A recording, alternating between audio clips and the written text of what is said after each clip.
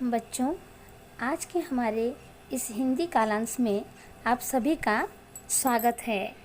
आशा है कि इस कोरोना काल में आप सब घर पर होंगे और सुरक्षित होंगे।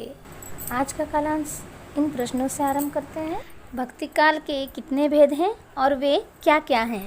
उत्तर है, भक्ति काल 2 भागों में बटा हुआ है। एक है निर्गुण भक्ति धारा और दूसरा सगुण भक्ति धारा। निर्गुण भक्ति धारा या काव्य में कवि भगवान के निराकार रूप को मानते थे और बाहरी आडंबर को गलत मानते थे, और सगुण भक्ति धारा में कवि भगवान के गुण और आकार की कल्पना अपने भावानुरूप से अपने बीच देख पाते थे। दूसरा प्रश्न है, भक्ति काल के कुछ कवियों के नाम बताइए। सगुण भक्ति धारा के कुछ कवियों के नाम हैं गोस्वामी तुलसीदास, सूरदास, मीराबाई आदि, और निर्गुण भक्ति धारा के कुछ कवियों के नाम हैं कबीरदास, गुरु नानक, रहीम आदि। तो आज हम पढ़ेंगे रहीम के दोहे। तो सबसे पहले कवि रहीम का परिचय जान लेते हैं। पूरा नाम है अब्दुल रहीम खानखाना या अब्दुल रहीम खानखाना। जन्म 1556 ईस्वी। पिता बैरम खां जो कि अकबर के अभिभावक थे, माता सुल्ताना बेगम। बैरम खां के मौत के बाद अकबर उन्हें अपने पास ले आते हैं और इस तरह से उनका बचपन शाही महल में ही बीतता है। अकबर के नवरत्नों में रहीम की गिनती की जाती है। उन्हें मिर्जा का ओहदा मिला था और गुजरात की सूबेदारी मिली थी। रहीम अरबी, फारसी, तुर्की, संस्कृत और हिंदी के अच्छे जानकार थे। वे हिंदू संस्कृति और भक्ति भावना से प्रभावित थे। उन्होंने दरबार का शाही ठाट देखा। वे बड़े पद पर काम करते थे, लेकिन उनमें गर्व का नाम न था। आम जनता के जीवन को देखा था। रहीम एक सहृदय, स्वाभिमानी, वीर और दानी व्यक्ति थे। साधारण मानव के प्रति उनके मन में बड़ा प्रेम था। उनके दोहे में अनुभूति की गहराई मिलती है।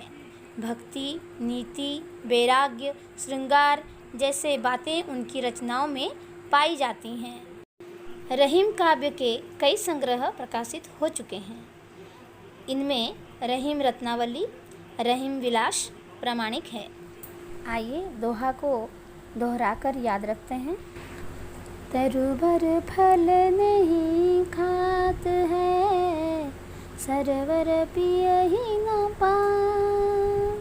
कही रहीम पर काज हित, संपत्ति सचहि सुजान। संपत्ति सचहि सुजान। दोहे के कठिन शब्दार्थों को जानते हैं। तरुवर मतलब पेड़, वृक्ष। खात मतलब खाता, सरवर मतलब तालाब, पियहि पीता है, पान मतलब पानी, पर पराया, हित मतलब मंगल, संचयी एकत्र करना या संचय करना, धन संपत्ति का संचय करना, सुजान मतलब उत्तम व्यक्ति। दोहे का भावार्थ समझेंगे। कवि कहता है, पेड़ में फल लगते हैं पर पेड़ खुद अपने फल नहीं खाता। ठीक उसी प्रकार तालाब में पानी रहता है पर तालाब अपना पानी खुद नहीं पीता। दोनों फल और पानी दूसरे के लिए रखते हैं। उसी प्रकार सज्जन व्यक्ति दूसरों की भलाई के लिए संपत्ति का संचय करते हैं। सज्जन लोग काम दूसरों की भलाई के लिए ही करते हैं।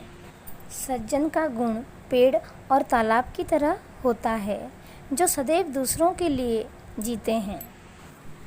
पेड़ अपना फल और तालाब अपना पानी बचत करते हैं, क्योंकि दूसरों की भूख और प्यास मिटाने पर उन्हें आनंद मिलता है, संतोष मिलता है। ज्ञानी लोग समझदार होते हैं, इसीलिए दूसरों की भलाई के लिए संपत्ति का संचय करते हैं। रहीम दोहे में पेड़ और तालाब के जरिए मनुष्य को समझा रहे हैं कि उसे स्वार्थी नहीं होना चाहिए। उसे मानव हित व समाज हित के लिए कार्य करना चाहिए। उसी में समाज व हमारे देश का हित हो सकता है। परोपकार की भावना मन में बनाए रखना चाहिए। दूसरा दोहा अगले कालांश में पढ़ेंगे।